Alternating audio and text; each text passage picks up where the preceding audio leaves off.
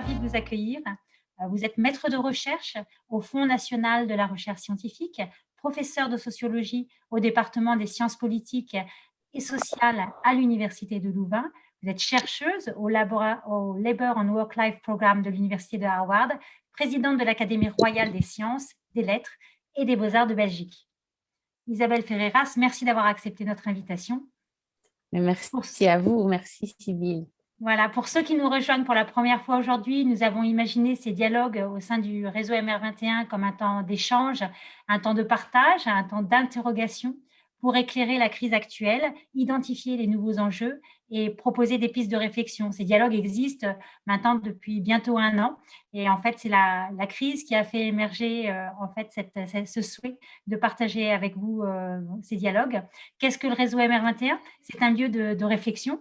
En fait, il a été lancé en 2016, qui réunit des responsables venant d'horizons différents, des entreprises, institutions publiques, des ONG, des associations, tous engagés pour promouvoir des pratiques de management durable. C'est un peu un catalyseur autour de témoignages, d'éclairages d'experts et d'expertes, comme ce soir. Voilà, notre dialogue se déroulera en 2 temps. Tout d'abord, nous échangerons avec notre invité. Puis, dans la deuxième demi-heure, ce sera un temps d'échange avec les participants. Et vous pouvez d'ailleurs déjà poser vos questions sur le fil de discussion en bas. Donc, vous voyez le fil de discussion. Donc, ce sont des questions qu'on posera donc, dans une demi-heure. Isabelle Ferreiras, vous êtes co-auteure avec les sociologues Julie Battilana et Dominique Méda d'une tribune qui a été publiée dans Le Monde le 15 mai dernier, donc il y a bientôt 1 an, où vous avez appelé à faire tenir ensemble 3 piliers: démocratiser l'entreprise, démarchandiser le travail et dépolluer la planète. Ce texte à 3 a eu un parcours, je dois le dire, assez extraordinaire, puisqu'il est paru dans 43 journaux, plus de 36 pays, et désormais signé par plus de 6000 universitaires. Et surtout, vous avez développé ces pistes de réflexion dans un ouvrage collectif, le Manifeste Travail, en réunissant les contributions de 12 femmes scientifiques représentant un large ensemble de disciplines à travers le monde. Alors, ma première question, nous sommes toujours dans la crise de la Covid. Nous sommes à 2 jours du 1er mai, fête des travailleuses et des travailleurs, et presque 1 an après la publication de votre tribune. En quoi les 3 grands principes que vous appelez de vos voeux pourraient nous aider à sortir de la crise ou faire face à d'autres crises qui pourraient advenir? Et qu'est-ce que cette crise sanitaire que nous traversons aujourd'hui peut nous apprendre sur le travail? Merci d'abord d'être ensemble ce soir pour me permettre de développer ces idées avec vous. Comme vous l'avez dit, c'est vraiment partie d'une réflexion commune et collective avec Dominique Méda et Julie Battilana. Et effectivement, ces idées, elles plongent, et on pourra en reparler, elles plongent loin dans l'histoire. Évidemment, ce n'est pas nous qui les avons eues, on les a mis en forme dans cette tribune. Alors oui, ces 3 principes peuvent vraiment nous aider à d'abord sortir de la crise et puis ensuite à faire face à la crise. Mais la démocratisation des organisations, de l'entreprise, c'est évident que si on avait, par exemple, écouté les personnels soignants, ça fait des années que le monde médical manifestait pour avoir plus de financement, pour s'occuper mieux des patients. C'est évident que si l'on veut une médecine qui soit préventive et qui soit capable de faire face mieux qu'elle n'a pu le faire sans épuiser les personnels, eh bien, il aurait fallu écouter les personnels soignants. Et donc, démocratiser les organisations, c'est donner leur place, toute leur place aux travailleurs qui sont la partie constituante de l'entreprise et pourtant qui n'ont pas la capacité de peser sur son gouvernement, sur ses finalités, ni sur ses moyens d'ailleurs. Il faut aussi démarchandiser le travail parce que le travail, en fait, humain, n'est pas une marchandise. Je pense que si nous sommes ici ce soir, c'est que nous en sommes bien convaincus, mais pourtant, on a organisé le monde du travail au travers de ce fameux marché du travail. Or, l'article 23 de la Déclaration universelle des droits humains nous dit que tous les êtres humains ont droit au travail. Et ce droit, en fait, n'existe pas. Ce droit, aujourd'hui, il est temps de le réinterroger. C'est la proposition d'une garantie d'emploi, garantie par l'État, qui pourrait nous permettre enfin de prendre soin les uns des autres pour tous les postes de travail qu'il faudrait créer pour prendre soin des humains, mais aussi prendre soin de la planète. Et alors dépolluer, évidemment, si on regarde la crise, c'est sûr que l'origine même du Covid a visiblement, c'est ce que nos collègues scientifiques nous apprennent, a visiblement tout à voir avec la pression que nous faisons, que les humains imposent au monde animal, et le non-respect en fait des espaces que les espèces animales ont besoin d'avoir pour pouvoir se développer. Donc, ces trois principes, c'est clair que si on en tenait compte, ils nous permettent d'accélérer la sortie de crise. Je ne parle même pas, et je devrais parler certainement du vaccin. Le vaccin doit être et est un bien commun, et il est insensé de le marchandiser comme on le fait aujourd'hui, puisque aujourd'hui, si cette campagne de vaccination pouvait réussir en Europe, peut-être qu'elle sera mise en échec parce qu'on ne se préoccupe pas de ce qui se passe en Afrique, par exemple, ou dans les pays qui sont moins riches que nous. Donc, ça n'a pas de sens de mettre les biens communs de notre humanité dans les mains du marché qui a une finalité, c'est logique, c'est la finalité de profit. Mais aujourd'hui, pour sortir d'une économie qui est extractive, effectivement, il faut reprendre ces principes pour les mettre vraiment à disposition d'une économie humaine, soutenable, qui rencontre les besoins planétaires. Alors, par rapport à cette crise sanitaire que nous traversons aujourd'hui, qu'est-ce qu'elle nous apprend justement sur le travail? Peut-être qu'est-ce qu'on a appris? Je pense avec toutes ces discussions qu'il y a eu au début de la crise, donc en mars-avril dernier, sur le travail, les travailleurs essentiels, etc. Comment vous abordez cette question? Évidemment, ça résonne intimement avec cette tribune que l'on a écrite, justement Oui. parce que finalement, en vivant ce confinement, Dominique en France, moi en Belgique, Julie aux États-Unis, le fait que nos gouvernements identifiaient comme essentiels certains travailleurs, et des travailleurs qui majoritairement étaient considérés plutôt mal considérés, étaient considérés comme faiblement qualifiés, étaient les moins rémunérés sur le marché du travail, ces travailleurs, en fait, reconnus comme essentiels, c'est une première dans l'histoire mondiale, si vous voulez. Et ça fait très fort écho, évidemment, au préambule de la Déclaration de Philadelphie de 1944, qui affirme le principe que le travail n'est pas une marchandise. Et en fait, le travail, c'est pas justement une donnée abstraite. Le travail, c'est les travailleurs, les travailleuses. C'est-à-dire, il est impossible de faire la distinction entre l'humanité de quelqu'un et le service qu'il rend, en fait. Et c'est ça l'interpellation, je pense, qui est forte dans cette crise, que chacun a ressenti, parce que quand on a vu qu'on se sentait appelé à applaudir les personnels soignants, on se sentait appelé à remercier la caissière, à remercier les boueurs, toute personne qui, avant, n'attirait pas spécialement l'attention. J'ai fait ma thèse de doctorat sur les caissières de supermarché. C'était au tournant des années 2000. C'était pas évidemment un poste où ces personnes me rapportaient une grande reconnaissance sociale, une grande expression de la part des clients. Et là, dans ce confinement, on a tous fait vraiment cette expérience de la dépendance vis-à-vis de ces travailleurs essentiels. Et continuer à traiter en fait les travailleurs comme oui, une marchandise qui s'échange sur un marché du travail, c'est vraiment faire fausse route. Et aujourd'hui, quand on voit la montée en puissance du numérique, l'intelligence artificielle qui enthousiasme ou qui fait peur, mais ce qui n'est qu'une programmation informatique finalement, mais qui est destinée à gouverner de plus en plus de parties de nos vies, il est vraiment, c'est un moment crucial dans l'histoire de notre humanité pour nous rendre compte que donner aux travailleurs la possibilité d'être en fait des citoyens au travail, c'est un véritable choix de société.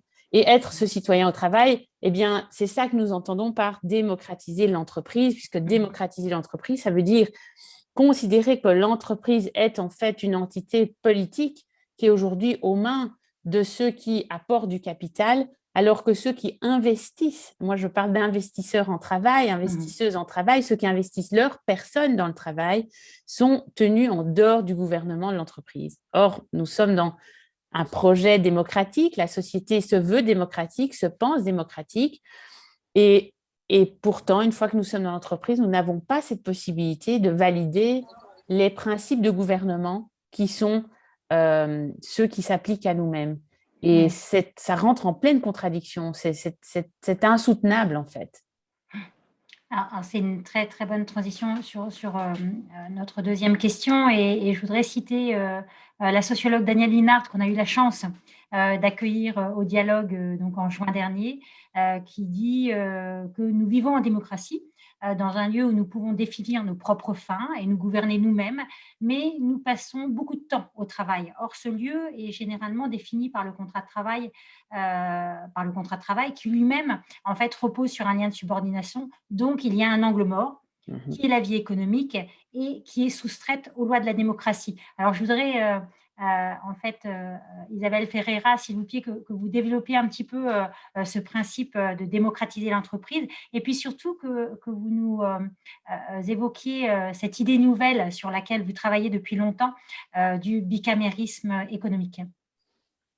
Oui, effectivement, je suis tout à fait d'accord, évidemment, avec Danielle Linhart sur le constat.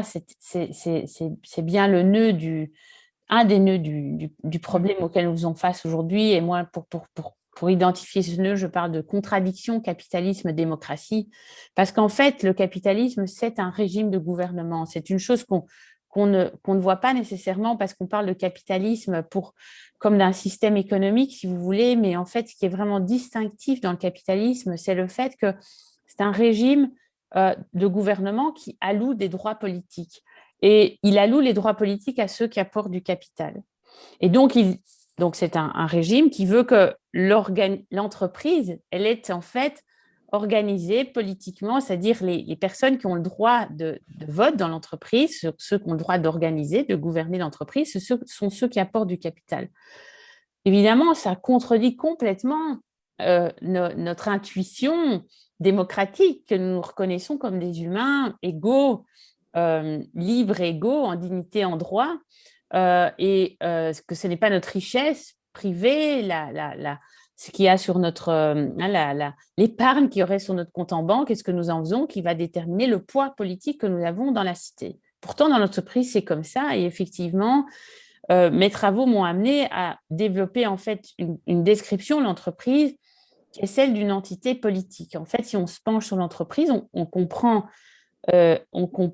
comprend mieux, on comprend mieux sa dynamique interne et externe d'ailleurs, quand on comprend que c'est une entité politique. Bien sûr, c'est une entité qui a des dimensions économiques, hein, je ne vais évidemment pas nier ça, mais en fait, au-delà de ces dimensions économiques, c'est une entité politique, comme je dis, parce que c'est en fait une organisation qui est pétrie par des relations de pouvoir et où sans cesse des arbitrages se font sur les finalités de ce qui est poursuivi ensemble. Et en fait, il y a deux catégories d'investissement, si vous voulez, qui se fait dans l'entreprise capitaliste et dont l'entreprise capitaliste a besoin. C'est évidemment d'un apport en capital, mais c'est aussi d'un investissement en travail. Or, en fait, tous les droits politiques sont dans les mains de ceux qui apportent du capital. Et ça, c'est évidemment la structure de la société anonyme. Ces structurations, en fait, juridiques des apports de capitaux, elle a tous les droits, si vous voulez, de gouverner l'entreprise. C'est ce que le juriste Jean-Philippe Robé donc, parle de la société anonyme comme de la structuration en fait, des rapports des capitalistes entre eux. L'entreprise, en fait, c'est bien plus grand qu'une société anonyme. Il vous faut en fait une société anonyme en général ou une autre structure juridique, mais il vous faut une structure juridique qui organise les apports de capitaux entre eux pour avoir une entreprise, mais ça ne suffit pas. Pour avoir une entreprise, en fait, il faut un investissement en travail. Cet investissement en travail, il est en général collectif. Il y a toute une série de gens qui s'investissent pour pouvoir développer les services, la production de l'entreprise, et sans lesquels il n'y aurait tout simplement pas d'entreprise, pas de production, pas de service. Et ces investisseurs en travail sont tenus en dehors du gouvernement de l'entreprise. Et donc, j'ai je me suis penchée sur l'histoire de la démocratie parce que si vous regardez en fait l'histoire de nos démocraties, vous pouvez vous dire, et il faut remonter assez loin, dans l'Antiquité romaine par exemple, pour voir ce moment où en fait une entité politique qui était dans les mains d'une de ces parties constituantes, eh bien, amorce sa transition. C'est le problème devant lequel nous nous trouvons dans les entreprises capitalistes aujourd'hui. L'entreprise capitaliste est dans les mains de ceux qui apportent du capital. C'est comme les patriciens romains, c'est comme une chambre des lords. Ce sont ceux qui détiennent la propriété. Et en vertu de cette propriété, ils ont accès… avec transition. C'est comme ça que moi je comprends. Je pense qu'il y a quelqu'un qui a allumé son micro. Ouais, merci. Si vous pouviez éteindre vos micros, s'il vous plaît. Merci. Donc, ces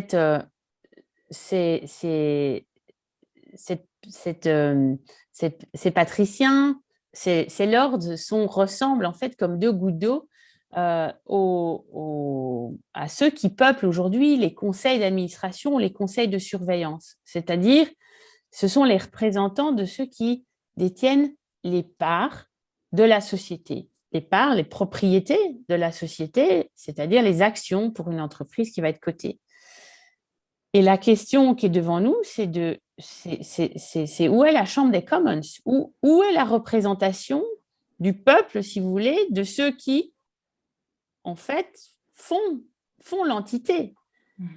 C'était ce qui se passait à Rome avec la reconnaissance pour la plèbe du droit de se choisir deux représentants de la plèbe, tribuns de la plèbe, qui, en fait, négocient avec les patriciens et acquièrent un droit de veto au 5e siècle avant Jésus-Christ, acquièrent un droit de veto sur les décisions des patriciens. Et la Chambre des Commons, dans le modèle du bicamérisme anglais, effectivement, représente cette idée, cette reconnaissance de la seconde partie constituante de l'entité britannique, du royaume britannique. Et aujourd'hui, effectivement, et c'est le principe que nous affirmons dans cette tribune, hein, qui est que les travailleurs doivent pouvoir avoir la faculté de valider les décisions de l'entreprise. Ça, c'est le principe philosophique, si vous voulez, du bicamérisme, c'est que la seconde partie constituante est reconnue comme pouvant collectivement valider les principes de gouvernement de l'entité commune. Évidemment, aujourd'hui, on en est loin, mais ce qui est intéressant, c'est de voir que dans l'histoire, et si on prend l'histoire française par exemple, les débats dans le Conseil national de la résistance, dans la crise terrifiante qu'est la Seconde Guerre mondiale, ils portent précisément, en particulier, si on regarde aux enjeux du travail, sur la constitution des conseils d'entreprise. Et qu'est-ce que ces conseils d'entreprise ? Ces conseils d'entreprise sont la constitution d'une chambre au niveau de l'entreprise pour donner la voix aux travailleurs au niveau même de l'entreprise. Et c'est l'idée, effectivement, que les travailleurs vont pouvoir se choisir des représentants élus sur des listes déposées par les organisations syndicales pour les représenter au niveau de l'entreprise et entrer en discussion avec la direction. Ça ne suffit pas. Cette chambre, elle est une chambre aujourd'hui qui est toujours une chambre de consultation, d'information. À mon sens, si on prend l'histoire démocratique au sérieux et qu'on se pose la question de la sortie du despotisme du capitalisme, si vous voulez, donc de la démocratisation du capitalisme pour sortir d'entreprises qui sont extractives au détriment des humains et de la planète, eh bien, il faut doter ces conseils, ces comités sociaux et économiques des mêmes facultés en fait que les conseils d'administration, c'est-à-dire la faculté de pouvoir valider ou non qui est le CEO, quelle est la stratégie de l'entreprise, qu'est-ce qu'on va faire des profits, etc. Oui, on va bien plus loin que le Mitbestimmung à l'Allemagne, en Allemagne en fait. Hein. Tout à fait.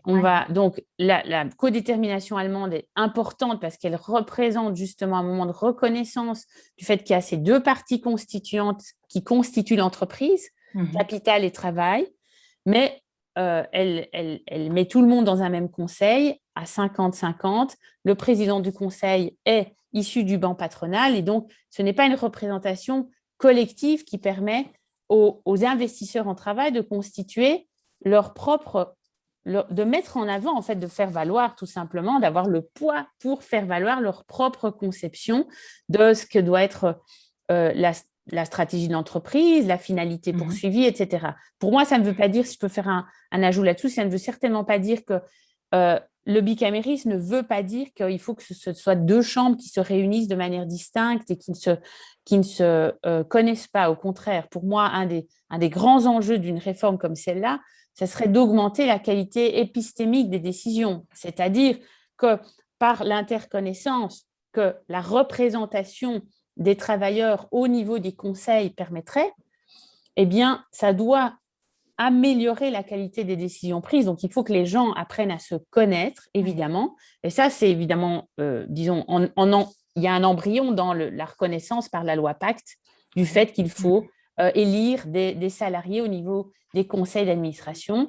Mais à mon sens, c'est tout à fait insuffisant, évidemment. Très bien. Alors, c'est vrai que ces trois principes que vous développez dans votre livre, en fait, ils sont étudiés depuis longtemps. Vous citez des textes, d'ailleurs, l'OIT, ou des textes qui sont en général issus d'une crise, en fait. Oui. Donc, ce qu'on peut se demander, finalement, pourquoi n'ont-ils pas été suffisamment… Alors, pourquoi n'ont-ils pas été mis en œuvre ou pas suffisamment mis en œuvre? Finalement, que faire? Que faire? C'est tout à fait impressionnant, effectivement, quand on se penche sur l'histoire des idées, l'histoire sociale et politique, de voir combien c'est rarement dans les graves crises que les transformations institutionnelles et les gains démocratiques se font. C'est plus souvent, évidemment, au sortir de ces crises. Et c'est pour ça qu'il est essentiel de penser cette crise du Covid, parce que, espérons-le, on va en sortir, évidemment.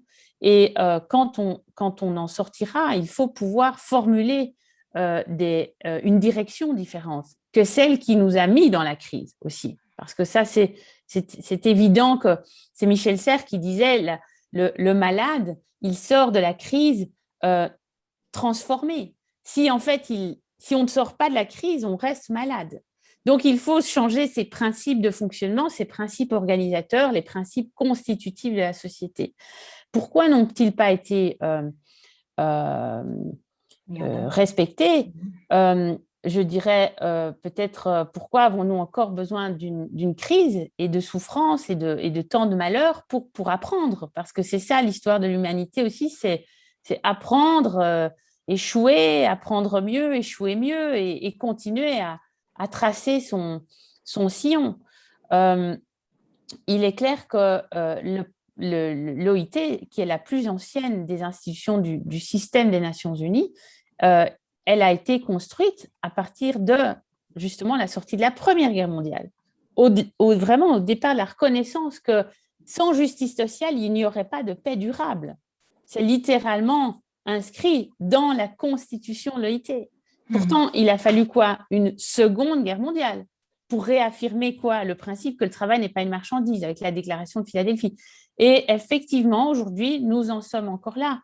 Alors, l'analyse, évidemment, il y a une bibliothèque entière sur pourquoi ces principes ne conviennent pas nécessairement aux plus puissants d'entre nous. Interroger la prochaine fois, je vous invite à inviter Jeff Bezos qui vous expliquera pourquoi lui considère qu'il est évidemment le despote éclairé, le mieux positionné à orienter le futur du développement économique et que ces travailleurs peuvent se contenter de conditions de travail qu'aujourd'hui, il est en train de courir à essayer d'un petit peu améliorer pour faire face à la menace de la syndicalisation.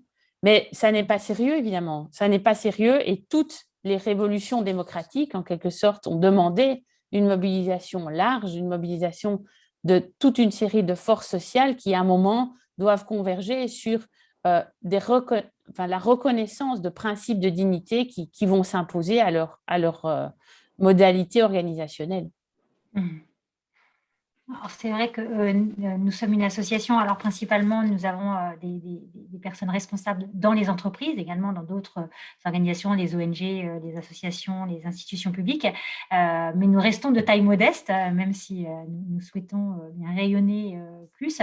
Alors, voilà, pensez-vous que le monde de l'entreprise, finalement, va entendre votre appel? Parce que c'est de ça dont il s'agit. Alors, le monde de l'entreprise, je pense que il y a un kaléidoscope dans le monde de l'entreprise et il y a des entrepreneurs sociaux, il y a déjà aujourd'hui des entreprises, des mouvements à l'intérieur de ce monde très vaste de l'entreprise qui sont très préoccupés par ces principes. Je dirais peut-être deux choses pour prendre deux morceaux de ce puzzle. À la fois, évidemment, il y a le monde de l'économie sociale et solidaire, des entrepreneurs sociaux qui mettent en avant le principe de dépollution, de démarchandisation. Certainement, quand vous voyez l'initiative Territoire zéro chômeur, c'est porté par des entrepreneurs sociaux. C'est le principe de démarchandisation qui est au cœur de la constitution de ces entreprises à but d'emploi. Et la démocratisation est un principe qui est aussi au cœur du mouvement coopératif. Maintenant, si on prend un tout autre secteur du monde de l'entreprise, qui est le monde beaucoup plus classique, clairement, le principe de dépollution, de respect des limites planétaires est en train de gagner énormément d'esprit. Cela dit, évidemment, ça ne suffira pas. Moi, je suis très convaincue que l'État doit reprendre aussi son rôle dans l'organisation de notre vivre ensemble. Et il est certain que le cadre de l'activité économique doit être redéfini pour pouvoir en fait créer un contexte d'action pour nos entreprises qui fera que certaines discussions n'auront plus lieu. On ne veut pas en fait se permettre qu'une entreprise décide de plus ou moins polluer. Ça doit être évidemment un prérequis à l'action. Et là, je vois aussi que même dans les entreprises les plus classiques, on est en train de bouger. Quand je vois ce qui se passe, par exemple, dans le monde des grandes écoles françaises, où des jeunes diplômés affirment qu'ils n'iront pas travailler chez les grandes entreprises pétrolières parce qu'ils sont fondamentalement en désaccord avec les choix de ces entreprises. Et là, donc, c'est une autre forme de pression, si vous voulez, qui est en train de s'installer, mais effectivement, les jeunes générations n'accepteront plus de rentrer dans un monde du travail qui, à la fois, est destructeur de la planète, mais en plus, effectivement, contrevient à la culture dans laquelle ils ont été immergés, eux, depuis vraiment leur naissance. Et ça, c'est un élément que l'on néglige toujours.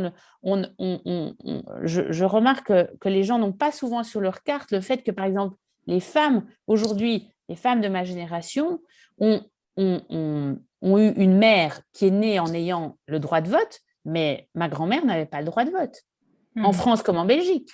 Et donc, nous venons vraiment d'une situation qui est une situation pré-démocratique pour encore toute une série de personnes qui sont vivantes aujourd'hui.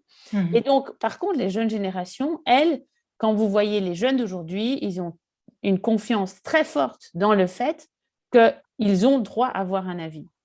Et les entreprises, le monde du travail doit absolument s'adapter à cette situation et sera contrainte et forcée à le faire. Merci, Isabelle Ferreiras. Alors, on va passer aux questions et aux nombreuses réactions qu'on a déjà.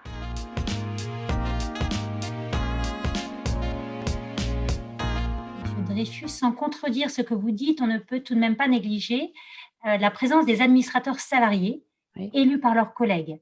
En tant qu'administrateur salarié d'une grande banque d'affaires pendant plus de 18 ans, je pourrais témoigner, expliciter que l'on n'est pas à zéro, se référer notamment aux travaux du Collège des Bernardins. Alors, les administrateurs salariés? Oui.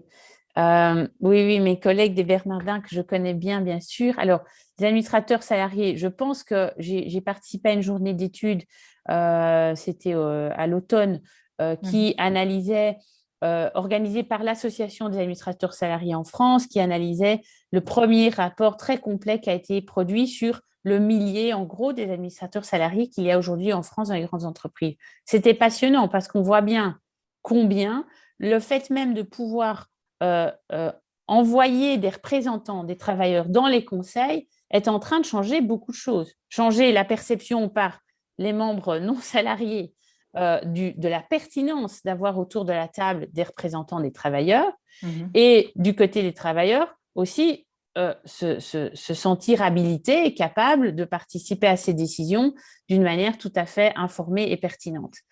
La seule chose, en fait, que je dis et que nous disons dans ce manifeste travail, c'est que ce n'est pas suffisant. C'est très, très bien. Il faut poursuivre le mouvement, il faut continuer et il faut monter en puissance parce qu'il n'y a pas de raison que les travailleurs, collectivement, ne puissent pas peser sur les décisions d'une manière beaucoup plus forte qu'en étant un ou deux au sein des conseils. Tout à fait. Alors, le mutualisme a inventé un statut juridique, un homme, une voix, très démocratique. Pourquoi ne s'est-il pas imposé davantage? Alors, c'est une vieille question qui est très instruite par les sciences sociales, en particulier les sciences économiques, qui se sont penchées évidemment sur cette question.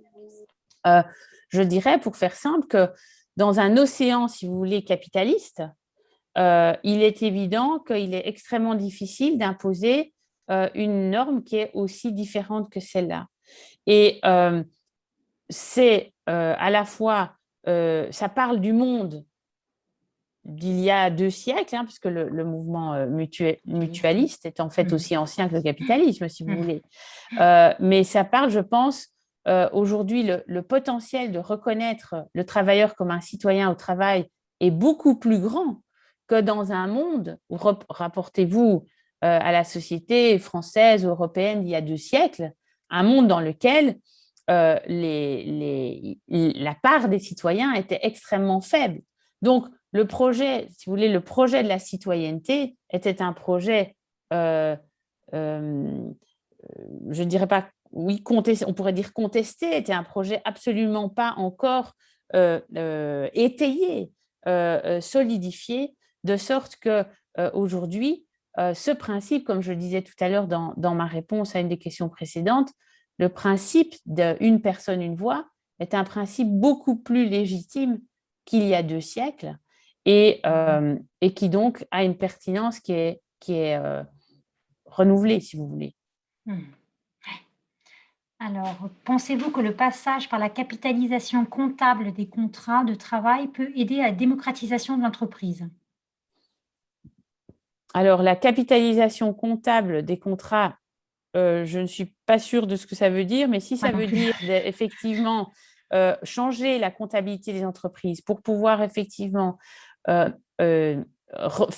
faire rentrer l'investissement en travail, choses sur lesquelles certains il y a toute une série de travaux très intéressants qui se font en comptabilité critique ou oui, absolument. Je crois qu'il est évident qu'il faut équiper l'entreprise au niveau de ses outils juridiques, techniques, comptables pour qu'elle puisse mettre, si vous voulez, ces principes philosophiques en œuvre. Ce n'est pas juste une question, évidemment, de philosophie, même de choix de valeurs et d'orientation.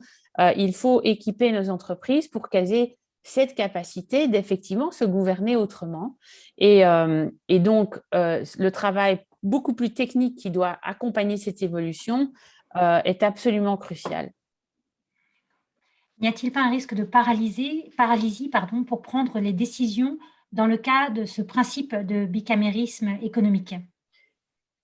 Alors, c'est effectivement une question tout à fait légitime et sérieuse qu'on peut se poser.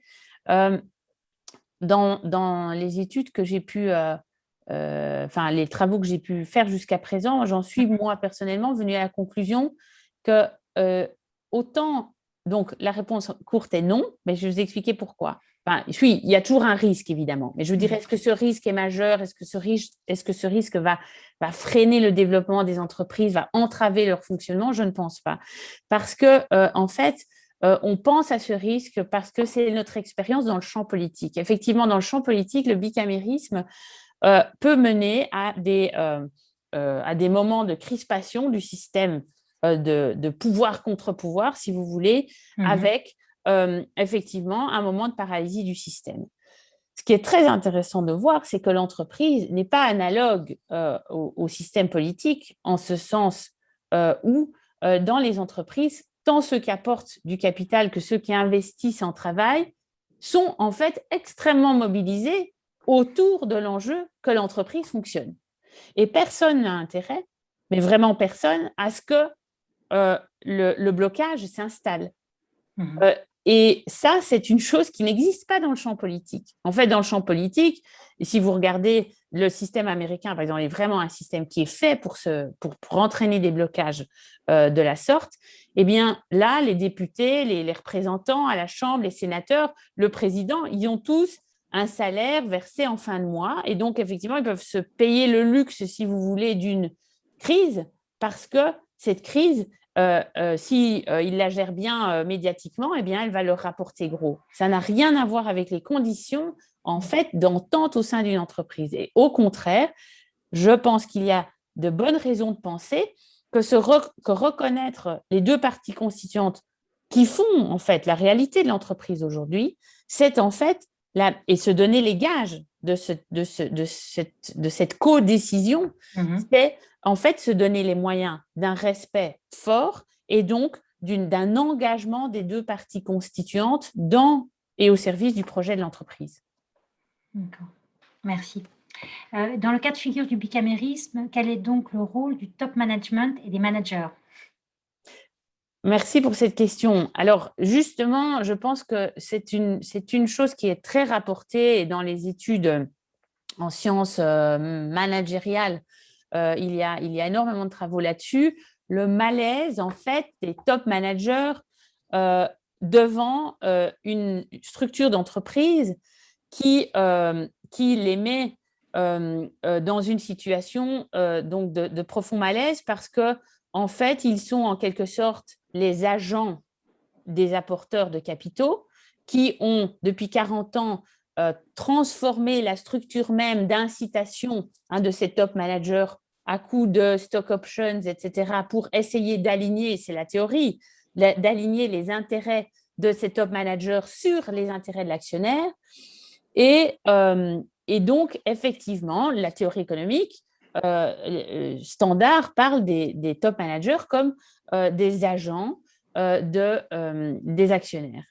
Or, en fait, si vous réfléchissez à l'entreprise dans une perspective de description de l'entreprise comme entité politique, ce que vous devez constater, c'est que si vous rentrez dans une réforme de type bicaméral, eh bien, le management, le top management, c'est le pouvoir exécutif qui doit être justement légitimé et qui devient vraiment pleinement légitimé par le fait que le législatif de l'entreprise se trouve dans les mains de cette double chambre.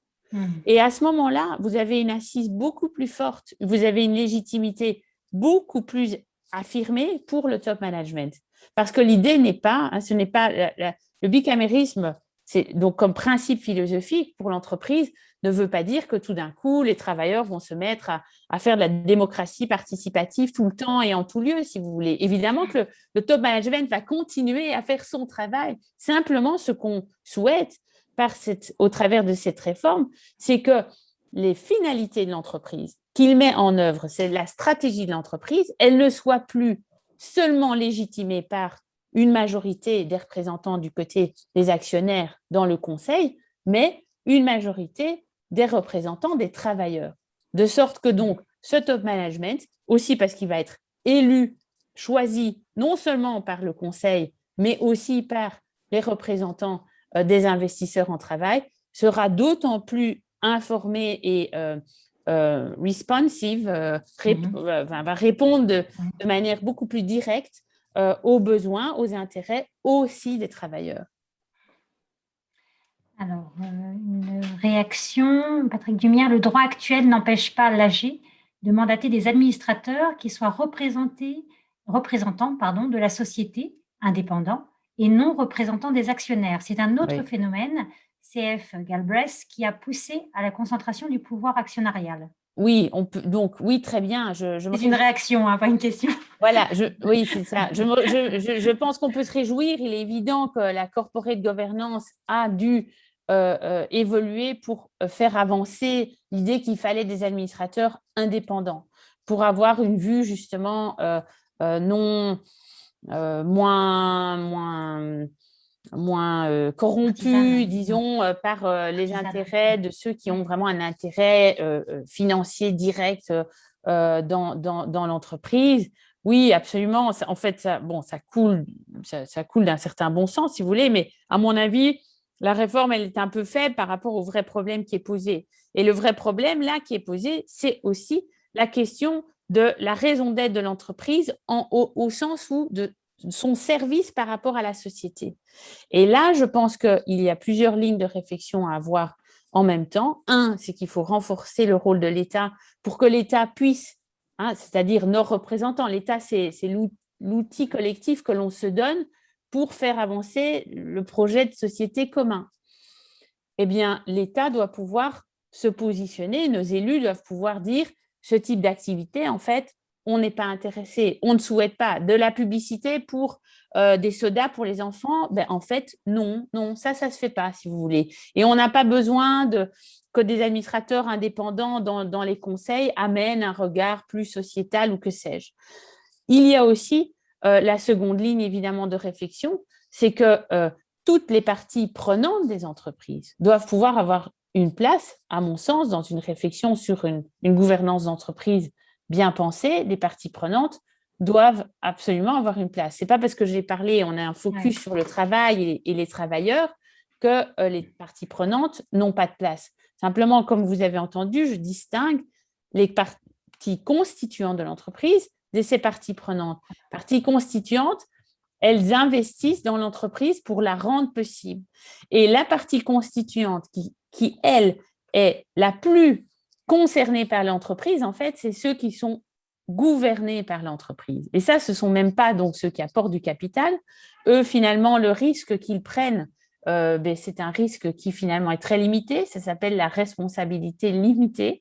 C'est un risque qui veut que vous pouvez perdre simplement la somme qui est mise dans l'achat de l'action. Ça, c'est tout le risque qu'un apporteur de capital court. C'est le risque de perdre tout ce qu'il a mis numériquement dans l'entreprise. Par contre, le travailleur, lui, il investit sa personne. En fait, il met la totalité de sa vie en jeu, jusqu'à effectivement même sa vie, c'est-à-dire la vie, la mort. Dans le cas d'une pandémie, ceux qui vont se consacrer à travailler, eh bien, on l'a vu, ils peuvent risquer même jusque-là. Et ceux qui travaillent depuis chez eux à tenir les missions de leur organisation, ils mettent leur santé mentale en jeu, comme c'est de plus en plus reconnu. Maintenant, ça, c'est les parties constituantes, les parties prenantes qui sont impactées par l'activité de l'entreprise, les communautés locales, les collectivités locales, les clients, toutes ces parties prenantes, à mon sens, doivent être aussi reconnues dans le fonctionnement de l'entreprise et elles doivent pouvoir le faire soit en fait au travers de ce qu'aujourd'hui, la place qu'on donne aujourd'hui aux travailleurs dans les comités sociaux et économiques, eh bien, c'est la place où on pourrait mettre adéquatement les parties prenantes, c'est-à-dire des conseils consultatifs, d'information-consultation qui pourraient informer la stratégie d'entreprise. Je m'arrête là parce que comme il y a plein de questions, on peut peut-être répondre je ne sais pas comment on va toutes les prendre, je ne sais pas comment on va y arriver. Alors, il y a beaucoup de choses.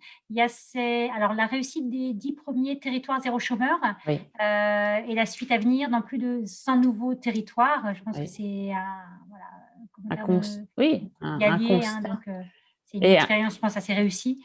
Que vous citez d'ailleurs dans votre livre, qui est très développé par Julie Batilana.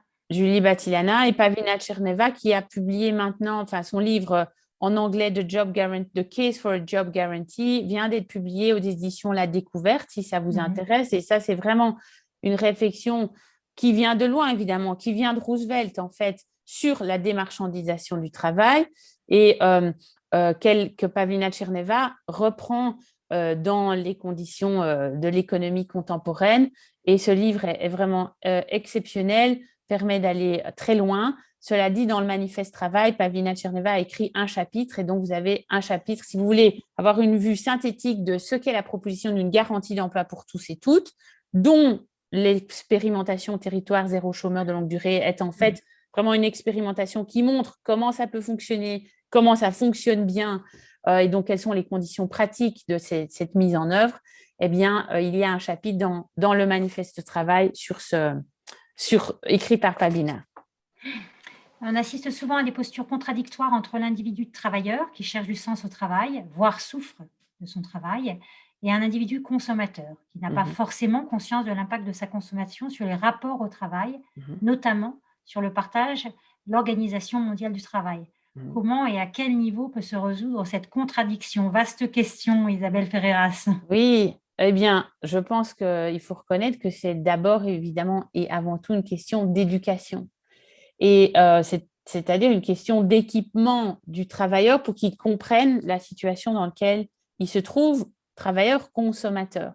Et justement, quel serait le moyen le plus adéquat d'équiper le consommateur que quand lui-même est au travail, on le prenne au sérieux, non pas comme un enfant que l'on met au travail d'une manière puérile en lui demandant de se subordonner, mais comme un adulte qui doit être duquel on attend qu'il se positionne, qu'il ait un avis, qu'il s'informe pour construire son regard.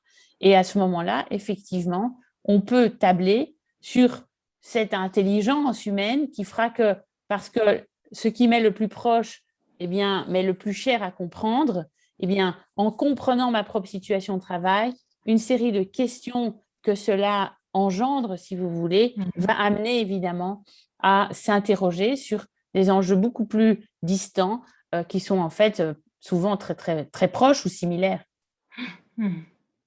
Donc, durant le confinement, il y a eu beaucoup d'innovations. Il y a eu tout ce qui s'est passé autour du télétravail et je pense qu'encore actuellement, beaucoup de salariés sont au télétravail. 1 an après, est-ce que ce sont des formes qui vous semblent innovantes et intéressantes à approfondir aujourd'hui? Mais ce qui est intéressant quand on regarde les enquêtes là-dessus aujourd'hui, c'est qu'en fait, tous les salariés qui ont basculé en télétravail ne pas revenir à avant. C'est-à-dire qu'il y a un avant et un après de cette crise, effectivement, du point de vue de l'expérience du travail au sens vraiment de sa localisation. Et il y a une demande forte pour que les rythmes de travail soient effectivement plus adaptés, que les gens souhaitent passer moins de temps dans les transports. Les gens ont vu qu'ils ont pu mieux se concentrer en étant chez eux quand leurs enfants n'étaient pas là, etc. Donc, dans des conditions quand même très particulières. Il faut que les écoles fonctionnent, etc. Mais admettons qu'effectivement, quand on se projette dans l'après-crise, les gens réfléchissent évidemment en ayant leurs enfants à l'école et en se disant je serai chez moi, je serai tranquille. Et on voit effectivement qu'il y a une immense majorité qui souhaite conserver 1-2 jours par semaine, autant que possible en fonction des fonctions, pour pouvoir travailler au calme à domicile. Je pense effectivement que c'est évidemment très parlant sur les attentes des individus et qu'il faut pouvoir en tenir compte. Ce qu'on voit aussi, c'est qu'en basculant en télétravail de manière massive, évidemment, là, il y avait et il y a toujours un énorme risque de déconstruire les tissus de relations entre investisseurs en travail. Et en particulier, ce qu'on voit aussi, c'est que ce qui est très difficile à gérer à distance, ce sont les conflits. Or, la conflictualité, elle est inhérente à l'action humaine. D'abord, évidemment, dès qu'on se met ensemble autour d'un projet, on aura des vues différentes. Donc, il faut apprendre à gérer cette conflictualité. Et là, le distanciel est extrêmement problématique, ne permet pas de gérer positivement les difficultés, les malentendus. Il faut pour ça se voir. Pour construire de la solidarité, il faut aussi se voir.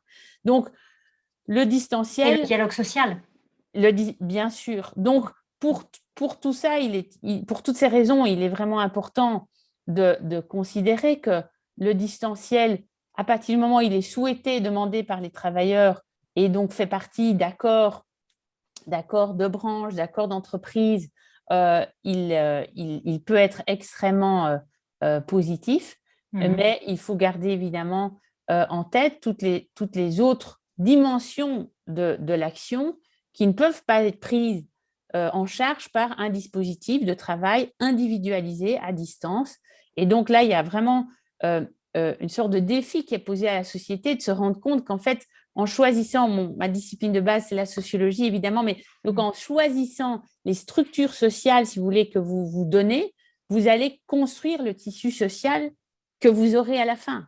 Donc, il y a des choix très importants qui vont être faits en sortant de la crise par les entreprises et ces choix doivent être vraiment bien pensés en fonction des objectifs que ces organisations et les personnes qui y travaillent souhaitent se donner. Peut-on voir dans les scopes des entreprises démocratiques? Oui, on peut voir dans les scopes des entreprises démocratiques, je pense tout à fait. Et ce qui est intéressant, c'est de voir que dans le monde de l'économie sociale et solidaire, le principe même de la démocratisation n'est pas nécessairement respecté. Hein, parce que le principe de reconnaître à l'ensemble des travailleurs le droit de valider collectivement les décisions de l'entreprise, c'est un principe qui, dans une coopérative, par exemple, de consommateurs, n'est pas sous le radar. Donc, ce sont les consommateurs qui sont là, le démos de l'entreprise. Mais effectivement, les scopes me semblent, pour ce que j'en connais en France, un exemple d'entreprise, effectivement, où les travailleurs, là, constituent l'Assemblée générale de l'entreprise. Oui. Alors, une question, on revient sur la codétermination à l'allemande. Les salariés vont-ils se soucier de la planète si cela met en danger leurs emplois, leurs perspectives, leur augmentation salariale? J'aimerais l'espérer, mais le scandale qui a eu lieu chez Volkswagen, fraude sur les émissions de particules fines, est souvent cité comme exemple du fait que la codétermination n'implique pas forcément une plus forte attention pour l'environnement. Merci. Oui, merci pour cette question. Alors, tout à fait d'accord, et c'est pour ça que moi, je ne défends pas la codétermination, comme vous l'aurez entendu. Je pense que la codétermination ne permet pas de sortir d'une certaine forme de despotisme. Elle donne une voix très forte aux travailleurs et à leurs représentants, mais ils sont toujours en dernier ressort minorisés. Et donc, ce n'est pas ça, démocratiser l'entreprise, ça ne suffit pas. Le seuil de la démocratisation, c'est, dans l'histoire politique, ce bicamérisme, c'est-à-dire la reconnaissance à la partie constituante négligée, tenue en dehors du gouvernement, d'une faculté de se positionner à la majorité ou d'un droit de veto, si vous voulez. Alors, c'est une excellente question et la question de l'affinité entre les travailleurs et la planète. Il y a plusieurs dimensions dans ce problème, si vous voulez. Un, je pense qu'il faut absolument, évidemment, reconnaître que dans les conditions actuelles, tous les travailleurs ne vont pas prioriser les intérêts de la planète sur leurs propres intérêts. Et c'est la raison pour laquelle, c'est une des raisons, parce que j'en ai donné les autres plus tôt, il faut démarchandiser le travail. Parce qu'en fait, en démarchandisant le travail, ce qu'on va faire, en opposant, donc en proposant à tous et toutes ce principe de garantie d'emploi, aujourd'hui, en gros, on a la garantie d'être au chômage, en fait, dans une économie capitaliste. Ce qu'il faut, c'est garantir l'emploi. En Belgique, on a fait des études, l'Université libre de Bruxelles a montré qu'en fait, ça coûterait moins cher de permettre à ceux qui souhaitent, aux chômeurs qui souhaitent de travailler, en activant l'allocation de chômage, que de les maintenir au chômage. Donc, c'est même en fait un principe, si vous voulez, de gestion des finances publiques qui est un principe souhaitable. Maintenant, la garantie d'emploi, qu'est-ce qu'elle va permettre? Elle va permettre que justement, prenons une entreprise qui est extrêmement polluante, où on sait qu'en fait, il faudrait la fermer, cette entreprise. Eh bien, quand vous avez une garantie d'emploi qui est offerte par l'État, eh bien, vous envoyez le signal, évidemment, à tous ces travailleurs que, bien sûr, on va devoir fermer, mais ils vont pouvoir transitionner vers un autre job qu'ils vont participer à construire. Ça, c'est pour ça que l'expérimentation territoire zéro chômeur est si intéressante, parce que là, les travailleurs aspirants, si vous voulez, façonnent leur profil de poste en fonction de leurs compétences. C'est des emplois qui ont du sens et des emplois verts pour soutenir la prise de soin de la planète. Donc, si vous mettez le principe de démarchandisation dans la société, vous avez cette garantie qui est offerte aux travailleurs pour qu'ils puissent un tout petit peu quand même se décaler par rapport à ce qui est sinon l'urgence de leurs besoins matériels et le besoin de rester absolument dans ce travail-là. Maintenant, sur pourquoi il y a une affinité entre les intérêts des travailleurs, collectivement parlant, je ne parle pas donc justement là, je parlais d'un cas plus difficile d'entreprise, clairement polluante, etc. C'est parce que la gouvernance d'entreprise même, elle surdétermine le rapport extractif à la planète. Aujourd'hui, nous sommes dans une gouvernance d'entreprise, comme on l'a dit, qui est aux mains de ceux qui apportent du capital. Ça fait quoi? Ça fait que la dynamique au niveau de l'entreprise, c'est une dynamique qui veut qu'il faut rapporter du profit pour l'actionnaire. Or, les ingénieurs de l'université de Cambridge ont montré que 73% de la consommation d'énergie mondiale, ça fait donc quand même 3/4 de la consommation des énergies mondiales, pourrait être économisée en mettant en œuvre ce qu'ils appellent des principes, des ajustements des systèmes productifs qui sont achievable. Achievable, ça veut dire quoi? Ça veut dire qu'on n'a absolument pas besoin de nouvelles technologies. On connaît aujourd'hui toutes les technologies nécessaires pour faire ces 3/4 d'économie d'utilisation des ressources de la planète. Mais qu'est-ce que ça nécessite, ça, de faire ça? Ça nécessite beaucoup plus d'intensité de travail humain. Comment voulez-vous que des entreprises décident de prioriser le travail humain, de prendre des décisions d'embauche quand elles sont structurées de manière à ce qu'elles soient faites pour rapporter du profit pour l'actionnaire? Il ne faut pas l'espérer puisque le design est fait pour que ça ne se passe pas.